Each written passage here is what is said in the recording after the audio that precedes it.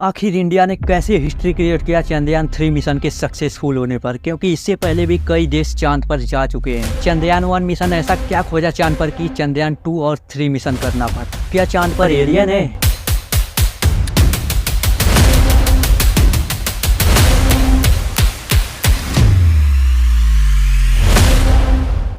सन 1950s ये वही साल है जब इंसानों ने पहली बार चांद को एक्सप्लोर करने के लिए मिशन शुरू किया।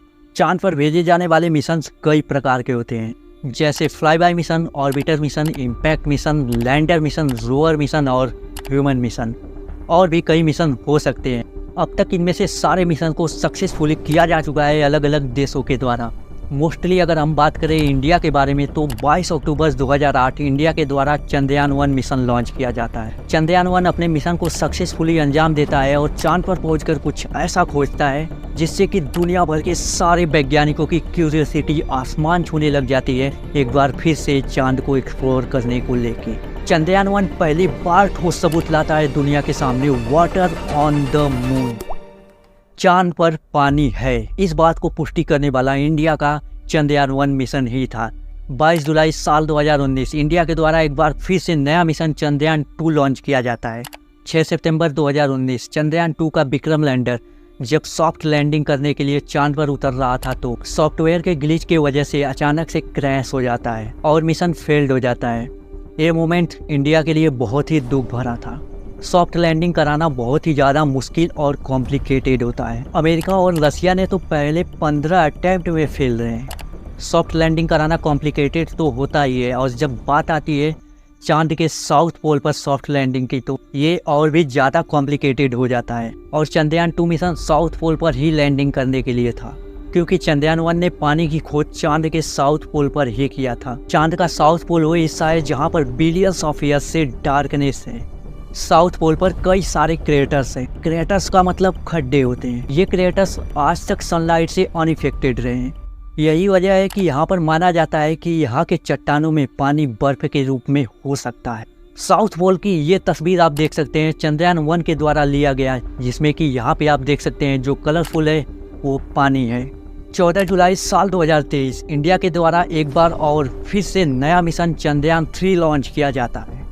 23 अगस्त 2023 चंद्रयान 3 मिशन का Vikram lander successfully soft landing करता है चांद के साउथ पोल के सरफेस पर, और इसी के साथ इंडिया एक हिस्ट्री क्रिएट करता है चांद के साउथ पोल पर सॉफ्ट लैंडिंग करने वाला पहला देश बनकर।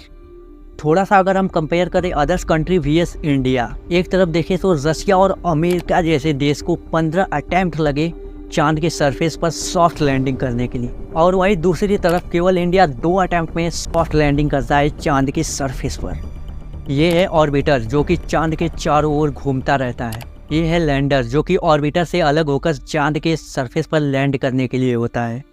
और ये है रोवर। रोवर एक छोटा सा रोबोट होता है जो कि लैंडर से बाहर जाकर रिसर्च करने के लिए बनाया गया है, क्योंकि लैंडर बहुत ही ज़्यादा भारी होता है, वो एक जगह से दूसरी जगह नहीं जा सकता, इस वजह से रोवर बनाया गया है।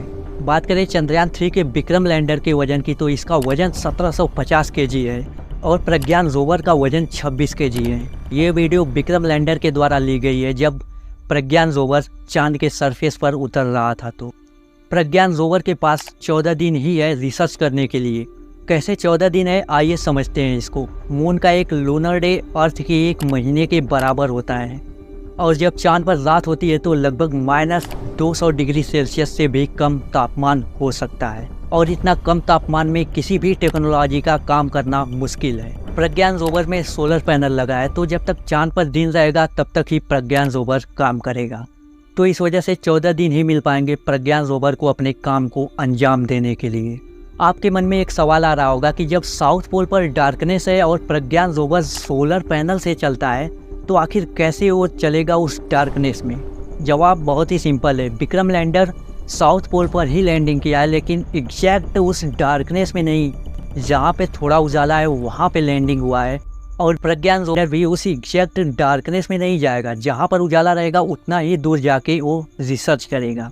अब बात आती है एलियंस की, तो क्या चांद पर सच में एलियंस हैं? आप लोगों ने बहुत सी वीडियो देखी होगी जिसमें कि बताया जाता है कि चांद पर एलियंस हैं। तो ये सब काल्पनिक बातें हैं और अभी तक कोई प्रूफ नहीं मिला है कि चांद पर एलियंस हैं। लेकिन प्रज्ञान रोवर के 14 दिन वाले मिशन से जरूर पता चल जाएगा अगर वहाँ पर एलियंस होगा तो। लेकिन ये भी कहना ठीक नहीं होगा कि प्रज्ञान रोवर के रिसर्च में अगर एलियंस जैसे कुछ भी नहीं दिखा तो वहाँ पे एलियंस नहीं हो सकते हैं, क्योंकि प्रज्ञान रोवर एक पर्टिकुलर जगह पे ही उतरा है, न कि वो पूरे चांद के सरफेस पर रन करने वाला।